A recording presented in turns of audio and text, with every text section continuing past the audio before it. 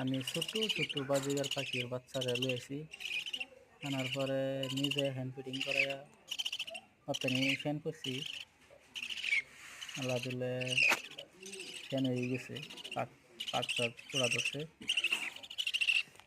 আর 15 দিন গেলে পুরাপুরি বড় হয়ে যাবো আর কি। আর কালার কি কি হইব কমেন্ট করে কবেন।